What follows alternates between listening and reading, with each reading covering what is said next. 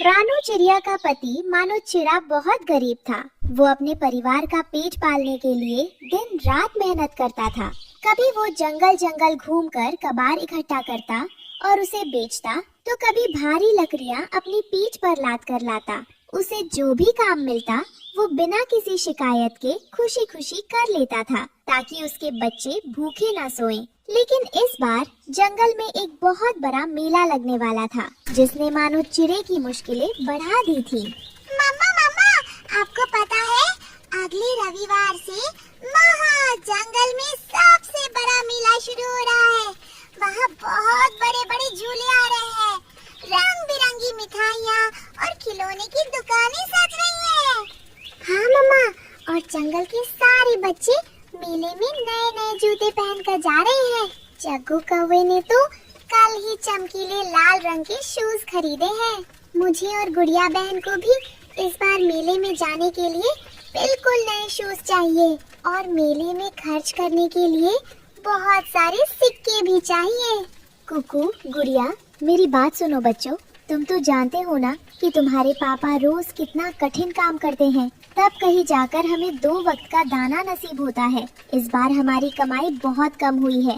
तुम दोनों समझदार हो ना, ऐसी जिद मत करो जिससे तुम्हारे पापा परेशान हो जाएं। इस बार हम मेले में सादे कपड़ों में ही चलेंगे, झूले हम अगली बार ले लेंगे। नहीं मम्मा, हर बार आप यही कहती हो। पिछली बार भी हमने मेले में कुछ नहीं खरीदा था। इस बार अगर हमें नए शूज और पैसे नहीं मिले तो हम मेले में जाएंगे ही नहीं और खाना भी नहीं खाएंगे। तभी मानो चिड़ा थका हुआ घोंसले के अंदर दाखिल होता है। वो बच्चों की आंखों में आंसू और रानू की बेबसी देख लेता है। क्यों क्यों रानू, तुमने मेरे प्यारे बच्चों का दिल क्यों तोड़ा? तुमने उनसे ऐसी बात क्यों की? अभी उनके पापा जिंदा हैं और कमा सकते हैं। मैं अपने बच्चों को किसी भी चीज के लिए तरसने नहीं दूंगा। उन्हें जितने पैसे चाहिए मैं कमा कर लाऊंगा और उन्हें जंगल के सबसे सुंदर और नए शूज भी लेकर दूंगा।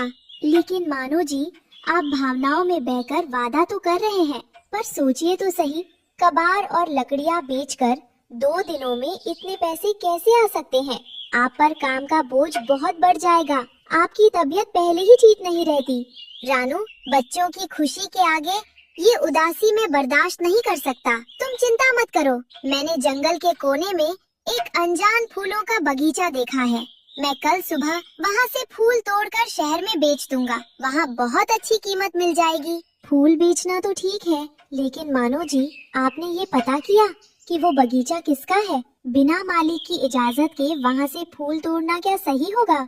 अरे रानू, तुम बहुत डरती हो। वहाँ न कोई घर है न कोई चौकीदार। वो सालों से लावारिस पड़ा बगीचा है। कुदरत के फूल हैं। तोड़कर बेच दूंगा तो किसी का क्या नुकसान होगा? तुम बस सुबह पोटली तैयार रखना। अगली सुबह सूरज उगने से पहले ही मानो चिड़ा उस अनजान बगीचे की तरफ निकल पड़ा। जब वो वहाँ पहुँचा तो उसकी खुशी का ठिकाना नहीं रहा। वो बगीचा वाकई चमत्कारी रूप से सुंदर था और वहाँ दुर्लभ प्रजाति के फूल खिले हुए थे। मानो चिड़े को लगा कि ईश्वर ने उसकी गरीबी दूर करने के लिए ही ये रास्ता दिखाया है। वाह भगवान, तेरा लाख लाख शुक्र है। इतने सुंदर फूल तो मैंने पूरे जंगल में कहीं नहीं देखे। अगर इन्हें मैं शहर के बड़े पक्षियों को बेचूंगा तो वे मुंह मांगी कीमत देंगे। मेरे बच्चे इस बार मेले में सबसे अमीर दिखेंगे। मानो चिड़ा फुर्ती से अपनी बड़ी सी पोटली में ताजे फूल तोड़कर भरता है और उड़कर शहर वाले जंगल की तरफ चला जाता है। रानू, कुकू, गुड़िया, देखो तुम्हारे पापा क्या लेकर आए हैं। जल्दी बाहर आओ। पापा, पापा, क्या आप हमारे लिए शूज लाए? ये देखो बच्चों, जंगल के सबसे बेहतरीन और आरामदायक शूज। इन्हें पहनकर देखो। अगर साइज में कोई दिक्कत हो या पसंद न आए तो मैं कल ही बाजार जाकर इन्हें तब्दील भी करवा दूंगा। तो बच्चों से पूछ लो रानू कि उन्हें ये कैसे लगे। ओहो पापा, ये तो बहुत ही प्यारे हैं। जग्गू कौवे के शूज से भी ज्यादा चमकीले हैं।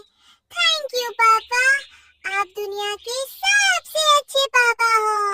मानो जी, ये शूज देखने में तो बहुत ही कीमती और महंगे लग रहे हैं। आपके पास इतने सारे पैसे एक ही दिन में कहाँ से आ गए?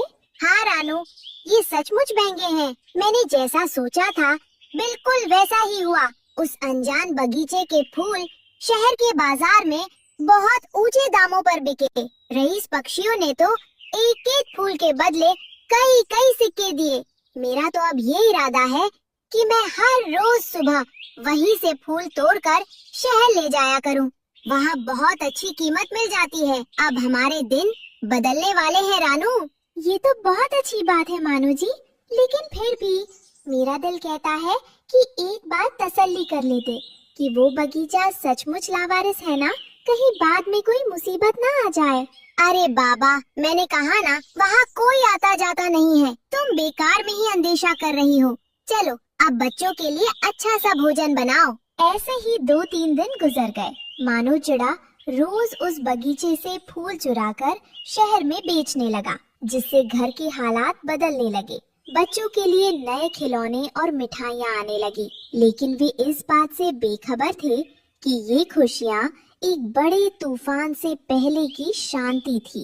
दिन गुजरते गए और आखिरकार वो दिन भी आ ही गया जिसका बच्चों को बेसब्री से इंतजार था, यानी मेले वाला दिन। मेले में चारों तरफ रौनक थी, झूले लगे हुए थे और रंग बिरंगी मिठाइयाँ सजी हुई थी। हर छोटा बड़ा पक्षी आज बहुत खुश था।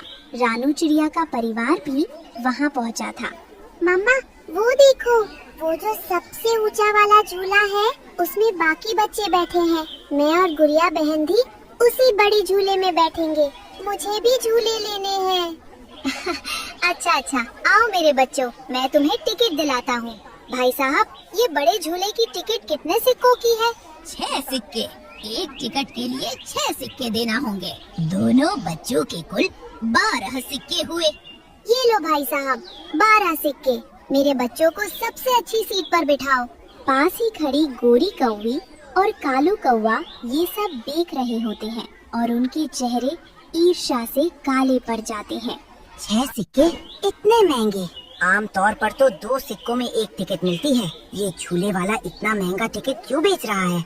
ओए, लेने हैं तो लो, वरना अपना काम करो। इतना महंगा टिकट कौन खरीदेगा भला? अरे कालू जी, जरा देखो तो सही, ये चिड़िया के दोनों बच्चे झूले में कैसे ठाठ से बैठे हुए हैं। 6 सिक्कों की टिकट के हिसाब से इनके 12 सिक्के बनते हैं। इन भिखारियों के पास 12 सिक्के कहाँ से आए?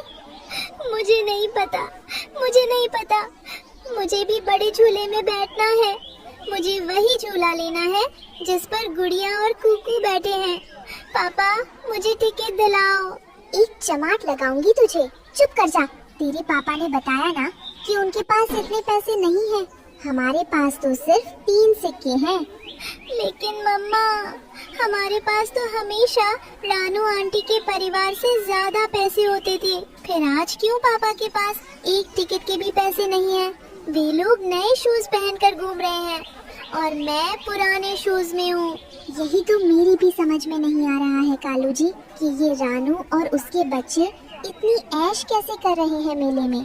इनके घर में तो 2 वक्त का भोजन नसीब नहीं होता था और आज ये पानी की तरह सिक्के बहा रहे हैं। दाल में कुछ पक्का काला है। मेले में शाम हो चुकी थी और रौनक अभी तक बरकरार थी। गुड़िया और कुकू आज मजे मजे से मिठाइयाँ खा रहे थे, जूस पी रहे थे और हर बड़े झूले का आनंद ले रहे थे। दोनों भाई बहन ने मेले में खूब एंजॉय किया। दूसरी तरफ जग्गू कौवा और उसकी माँ गोरी कौवी एक तरफ बैठे जल रहे थे। तभी अचानक मेले का माहौल पूरी तरह बदल गया। दूर से पुलिस का सायरन बजा और पुलिस सीधे रानू चिड़िया के परिवार की तरफ बढ़ने लगी। ओए होए गोरी, ये देखो, पुलिस यहाँ क्या करने आई है? कहीं ये हमें तो पकड़ने नहीं आई? चुप रहो कालू जी। देखो, पुलिस सीधे उस चोर चिड़े की तरफ जा रही है। पुलिस इंस्पेक्टर कबूतर मानो चिड़े के सामने आकर रुकता है। क्या आपका नाम मानो चिड़ा है? जी हाँ हुजूर, मेरा नाम ही मानो चिड़ा है। क्या आपको मुझसे कोई काम है? मैंने तो कोई गलती नहीं की। हमें अपराधियों से कोई काम नहीं होता, बस उन्हें जेल की सलाखों के पीछे डालना होता है। चलो हमारे साथ, हम तुम्हें गिरफ्तार करने आए हैं। क्या गिरफ्तारी? लेकिन किस लिए? मेरे पति ने क्या किया है? हुजूर, आपको कोई गलतफहमी हुई है। ये बहुत सीधे और शरीफ पक्षी है। सब पता चल जाएगा। थाने चलकर बात करना। सिपाहियों, गिरफ्तार कर लो इसे और सरकारी वैन में ले चलो। सिपाही तोते मानो चिड़े के पंख पकड़कर उसे खींचने लगते हैं। गुड़िया और कुकू रोते लग जाते हैं। छोड़ो हमारे पापा को छोड़ो, उन्हें ऐसे मत लेकर जाओ। क्या किया है हमारे पापा ने? मेरे पापा ने कोई अपराध नहीं किया, वो अपराधी नहीं है, इन्हें छोड़ दो। अरे पुलिस भाई, आपको यकीनन कोई गलतफहमी हुई है। मानो भाई तो बहुत नेक पक्षी है, वो कभी कोई अपराध नहीं कर सकते। हम सब इनकी गवाही देने को तैयार हैं। आप किसी और अपराधी की तलाश में यहाँ आए होंगे। कानून गवाही पर नहीं, सबूतों पर चलता है। पुलिस वालों को कोई गलतफहमी नहीं होती। हमारे पास मानो चिड़े का अरेस्ट वारंट है। इसने बहुत बड़ी चोरी की है। जंगल के प्रतिबंधित इलाके में जो ब्लैक प्रॉपर्टी यानी सरकारी और सुरक्षित फूलों का बगीचा है, इसने वहाँ से कीमती और दुर्लभ फूल चुरा चुरा कर शहर में बेचे हैं। ये बहुत बड़ा सरकारी अपराध है। हटिए आप सब सामने से। पक्षी पीछे हट जाते हैं। गोरी कौवी और कालू कौवा ताली बजाकर हंसने लगते हैं। ओहो, तो ये बात है। क्या बात है चिड़िया रानी, सुना तुम सबने?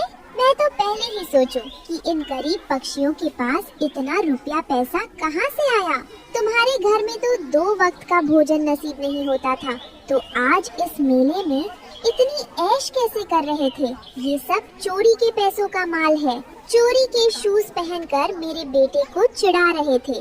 कालू और गोरी कौवी अपनी जेलसी की वजह से उनकी मदद के लिए नहीं गए, लेकिन बंटी कबूतर, मिट्ठू तोता और जंगल के बाकी अच्छे पक्षी रानू चिड़िया के साथ तुरंत पुलिस स्टेशन गए। वहां जाकर उन्होंने अपनी जमानत के सिक्के दिए और जरूरी कागजी कार्रवाई करके मानो चिड़े को आदर सहित वापस घर ले आए। लेकिन घर पहुंचकर मानो चिड़े का सिर शर्म से झुका हुआ था। रानू, गुड़िया, कुकू, मैं बहुत शर्मिंदा हूँ, मुझे माफ कर देना। मैंने आज अपने लालच और नासमझी की वजह से अपने साथ साथ भरे बाजार में तुम सबको भी रुसवा कर दिया। रानू, तुम्हारा शक सही था, वो बगीचा लावारिस नहीं था। नहीं पापा, नहीं, आप माफी मत मांगिए, आप शर्मिंदा मत होइए, असली गुनहगार तो हम हैं। दोनों बच्चे रोते हुए कोने में रखे नए शूज उठाकर लाते हैं। पापा, ये सब हमारी बेइज्जत और फालतू फरमाइशों की वजह से हुआ है। हम हर रोज आपसे कोई न कोई फरमाइश करते रहते थे कि हमें ये चाहिए, हमें वो दिला दे, हमें नए शूज चाहिए। हमारी इन बेजा फरमाइशों ने ही आपको इस मुकाम पर पहुंचा दिया कि आपको चोरी जैसा कदम उठाना पड़ा। पापा, मुझे अब कोई नए शूज नहीं चाहिए, मुझे कोई खिलौना नहीं चाहिए, मुझे बस मेरे पापा चाहिए। मैं अपने पापा से बहुत प्यार करता हूँ। आपके बिना ये शूज और मेले की खुशियाँ हमारे लिए मिट्टी के समान है। पापा, आज हम दोनों भाई बहन आपसे और मम्मा से ये पक्का वादा करते हैं कि आज के बाद हम कभी भी कोई गैर जरूरी फरमाइश नहीं करेंगे। आप जो भी ईमानदारी से कमा कर लाएंगे, चाहे वो थोड़ा ही क्यों ना हो, हम उसे ही खुशी खुशी खाएंगे और उसी में खुश रहेंगे। हमारे लिए हमारे माता पिता से बढ़कर इस दुनिया में कोई भी चीज कीमती नहीं है। देखा बच्चों, माता पिता हमारे चेहरे पर एक छोटी सी मुस्कान देखने के लिए अपनी जान तक दांव पर लगा देते हैं। घर में माता पिता का होना भगवान की सबसे बड़ी नेमत है, इसलिए अपने माता पिता की कदर करें, उनकी परिस्थिति को समझें और कभी भी ऐसी जिद ना करें जिससे उन्हें कोई गलत रास्ता चुनना पड़े। कहानी को लाइक, शेयर और चैनल को सब्सक्राइब करना बिल्कुल मत भूल।